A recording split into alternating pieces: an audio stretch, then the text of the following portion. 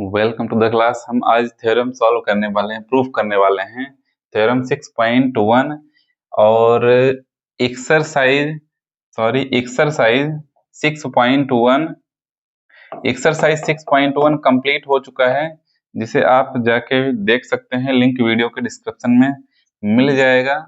और एक्सरसाइज 6.2 को सॉल्व करने से पहले हम दो थ्योरम को प्रूफ करने वाले हैं, थ्योरम 6.1 और थ्योरम 6.2। तो चलिए इसे प्रूफ करते हैं। इसे प्रूफ करने के लिए इस ट्रायंगल का नाम क्या है हमारे, ए बी सी। तो चलिए पहले थ्योरम को एक बार पढ़ लेते हैं।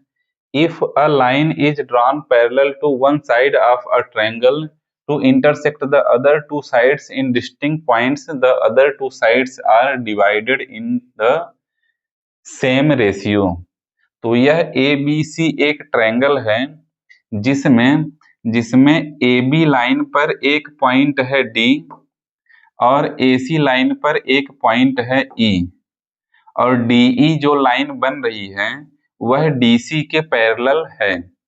DB लाइन ABC के पैरेलल है, जो AB को पॉइंट D पर इंटरसेक्ट करती है और AC को पॉइंट E पर इंटरसेक्ट करती है। तो इसे प्रूव करने के लिए चलिए सबसे पहले क्या करना है कि जो भी दिया हुआ है उसे लिख लेना है।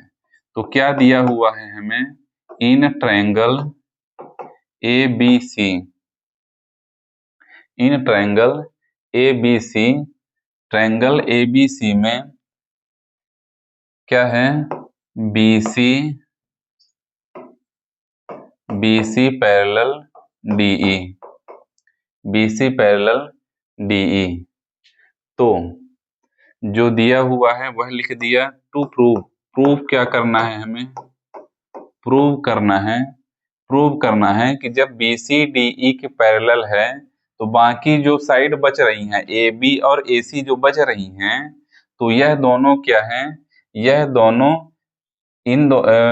दोनों सेम रेशियो में हैं, यह दोनों सेम रेशियो में हैं। इसका मतलब क्या हुआ, इसका मतलब हुआ AD divided by DB equals to AE divided by EC, AE divided by EC।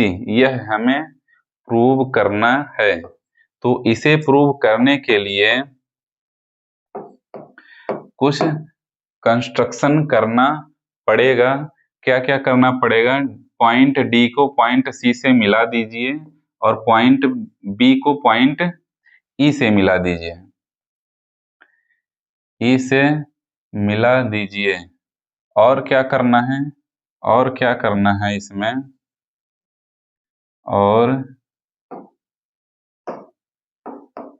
और क्या करना है इसमें, और इसमें क्या करना है कि AE बेस पर पॉइंट D से एक परपेंडिकुलर लाइन बनाइए जो DM बन जाएगी, और पॉइंट E से AD पर एक परपेंडिकुलर लाइन बनाइए जो EN बनेगी।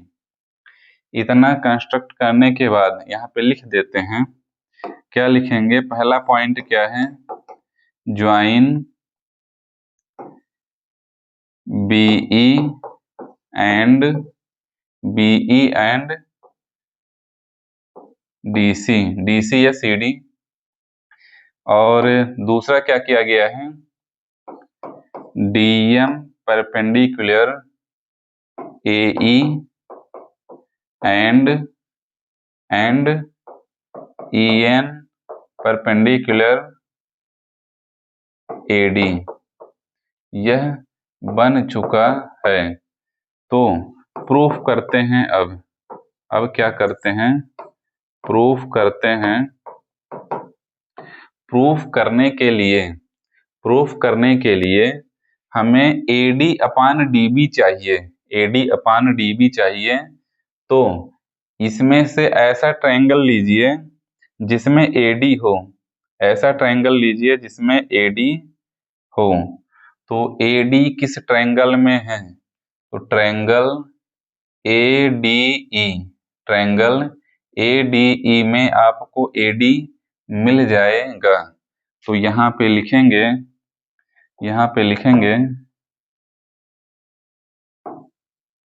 Area of triangle ADE,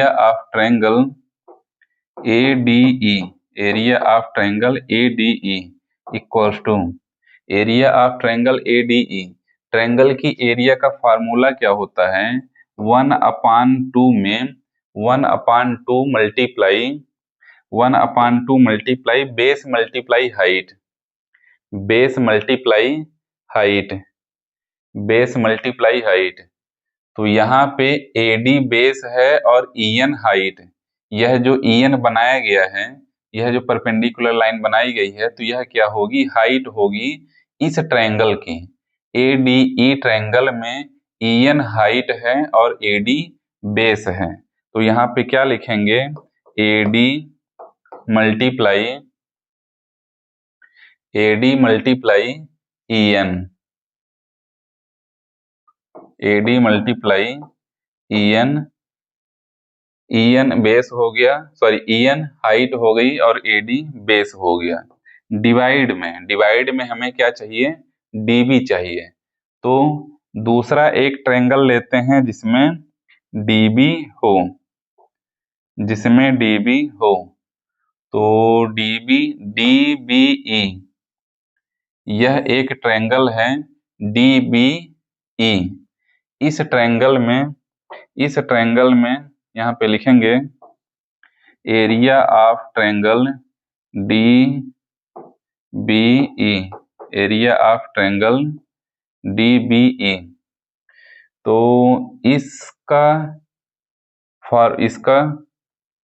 area कैसे निकलेगा? 1/2 मल्टीप्लाई DBE में बेस और हाइट देखते हैं। DBE में DB क्या है? बेस हो गई। और इस ट्रायंगल की हाइट क्या होगी? इस ट्रायंगल की हाइट होगी EN। कैसे होगी मैं लिख देता हूं, उसके बाद बताता हूं। तो यहाँ पे हो जाएगा DB multiply height EN।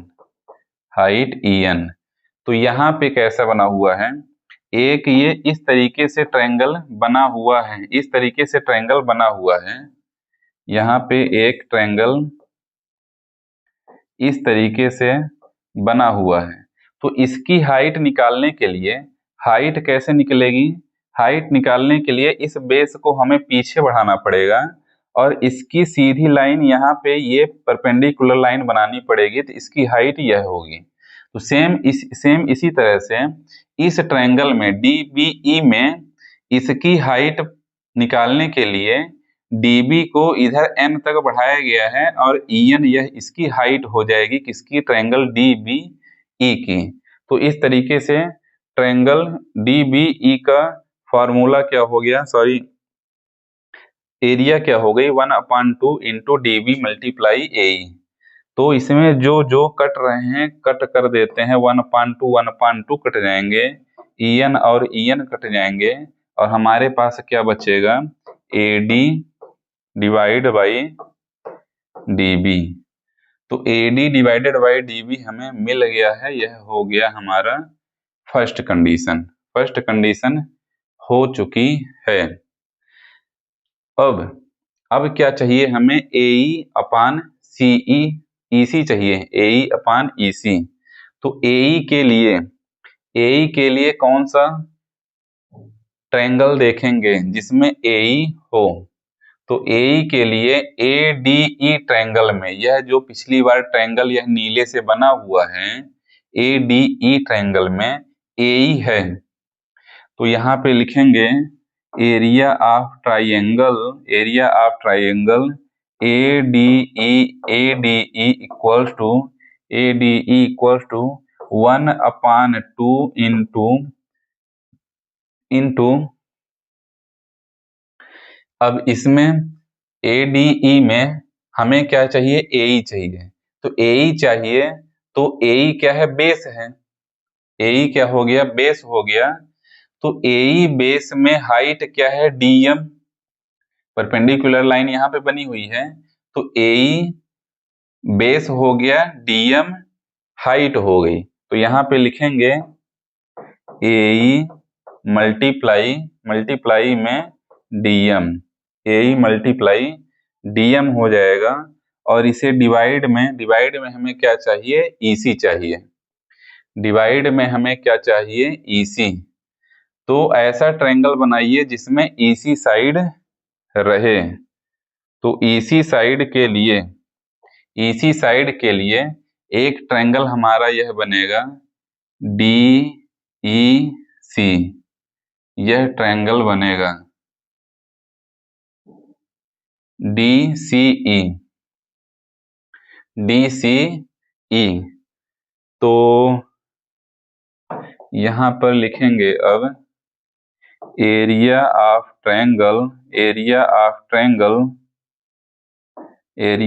Triangle कौन सा है, triangle DCE। Area of triangle DCE divide में 1/2 मल्टीप्लाई, इसमें देखिए हाइट और बेस क्या है, CE अगर बेस को लेते हैं तो इस ट्रायंगल की जो हाइट है तो वह DM होगी। DCE ट्रायंगल की हाइट DM होगी, क्योंकि EC बेस को आगे M तक बढ़ा के हाइट यह निकाली गई है। तो यहां पर क्या हो जाएगा, EC मल्टीप्लाई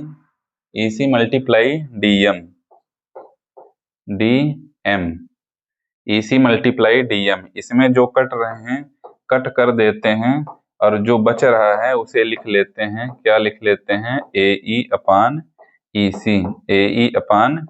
EC। और यह बन गई कंडीशन 2 हमें मिल गई है।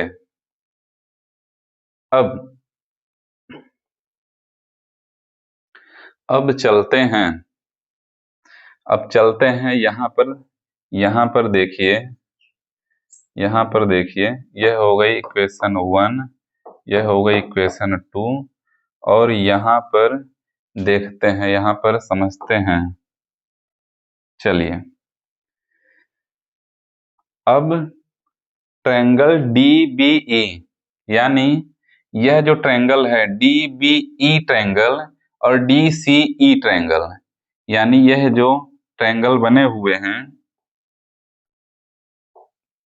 दो ट्रायंगल मैं बना देता हूं। एक इससे यह ट्रायंगल जिसे मैं मोटा कर रहा हूं, यह एक ट्रायंगल, कौन सा ट्रायंगल, DBE ट्रायंगल जो है वह DCE ट्रायंगल के इक्वल होगा। DCE ट्रायंगल के इक्वल होगा। क्यों इक्वल होगा, क्योंकि दोनों ट्रायंगल सेम पैरेलल लाइन में बने हुए हैं। तो यहाँ पर सिंपल सा लिख देना है, क्या लिख देना है कि triangle DBE equals to triangle,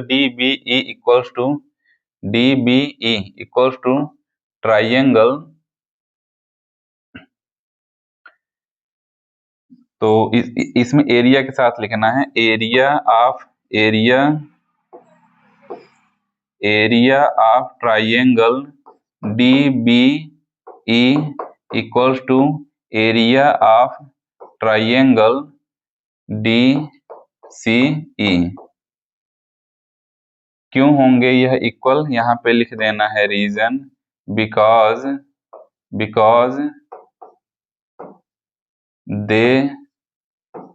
they lie in same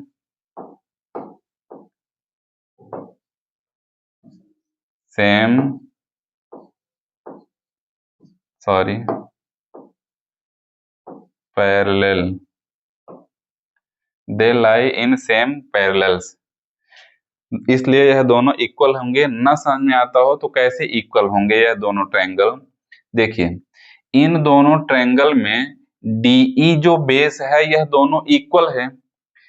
दोनों ट्रायंगल का बेस डीई जो है वह क्या है? इक्वल है। और दोनों लाइन पैरेलल हैं तो इनकी साइड भी सॉरी इनकी हाइट भी इक्वल है, यानी बेस भी इक्वल है, हाइट भी इक्वल है। तो दोनों की एरिया इक्वल होगी। जब बेस और साइड दोनों इक्वल ही हैं तो इनकी एरिया भी इक्वल होगी। तो इसका मतलब क्या हुआ? Triangle DBE equals to triangle DCE. तो अब क्या करना है इसके साथ? इसके साथ अब क्या करना है? तो यहाँ पे जगह नहीं है, तो यहाँ पे मैं नेक्स्ट पेज में लिखता हूँ, इन दोनों लाइन को एरिया ऑफ ट्राइंगल एडीई और DBE, area of triangle A क्या था? ADE DBE, ADE divided by area of triangle DBE, DBE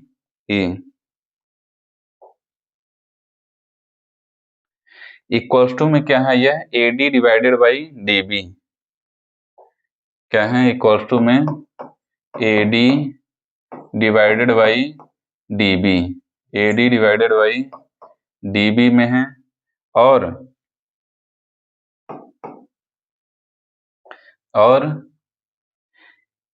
यह जो ट्रायंगल है यह ट्रायंगल इसके इक्वल है। तो इसकी जगह पे अगर डीबीई रख दिया जाए, इसकी जगह पे अगर डीबीई रख दिया जाए तो यह दोनों इक्वल हो जाएंगे। कैसे? यहाँ पे क्या हो जाएगा? यहाँ पे हो जाएगा ट्राइंगल एडीई डिवाइड में सॉरी एरिया के साथ लिख देते हैं, area of triangle ADE divided by area of triangle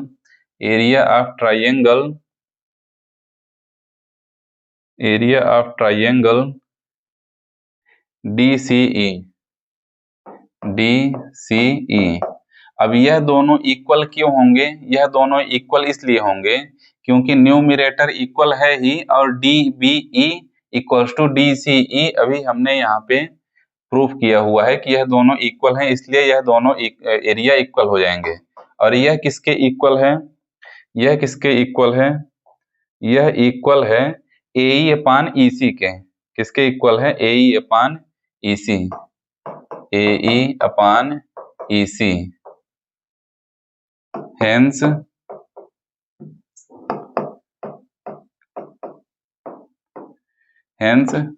AD upon DB equals to AD upon DB equals to में हो जाएगा एई upon EC, AE upon EC. जब ये सारे इक्वल ही हैं तो AD upon DB equals to AE upon EC, और यही हमें प्रूफ करना था। तो इसे आप नोट कर सकते हैं, तो यहाँ पे लिख देंगे प्रूव्ड। यह क्या हो चुका है? प्रूव्ड हो चुका है। तो लास्ट पार्ट यह, फाइनल पार्ट यह है, और इसके पहले यह है। इस तरीके से 6.1 थ्योरम प्रूफ हो जाती है, और इसके बाद हम प्रूफ करेंगे थ्योरम 6.2 को।